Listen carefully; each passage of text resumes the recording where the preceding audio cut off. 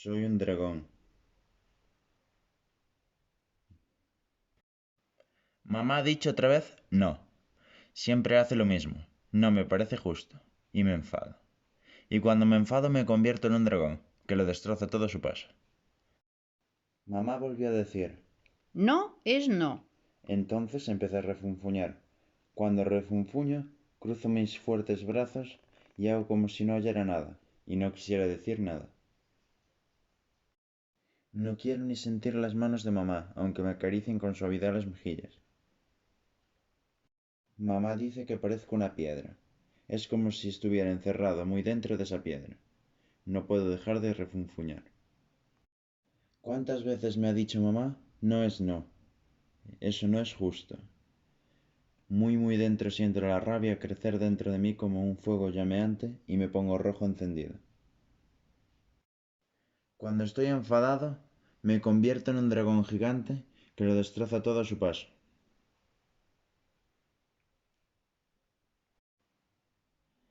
La furia arde dentro de mí y tiene que salir. Sin pensarlo, escupo las palabras más terribles, porque los dragones no piensan. Un dragón no tiene amigos. Ya no conozco a nadie, ni a mis peluches, ni a mis juguetes, a nada de lo que quería, cuando todavía era un niño pequeño. Mamá y papá intentan cogerme en brazos, para que vuelva a ser como antes, pero un dragón es muy grande y fuerte, y sobre todo muy peligroso. Así que papá y mamá se enfadan mucho conmigo, pero es inútil. Un dragón no oye nada ni a nadie, y además, un dragón no habla el lenguaje de las personas.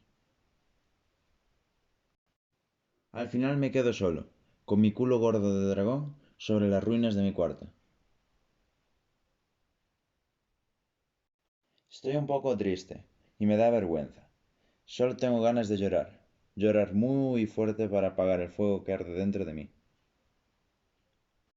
Y cuando mamá y papá me dan un gran achuchón, ya vuelvo a sentir sus manos en mis mejillas, y oigo muy bien sus palabras de consuelo.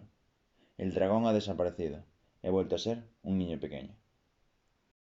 Papá me pregunta, ¿Por qué estabas tan enfadado, mi pequeño dragón? por culpa de mamá, Ajá. ¿Y qué es lo que te pasaba? pero ya no me acuerdo. Lo que sí sé es que seguro había un motivo muy bueno para convertirme en dragón.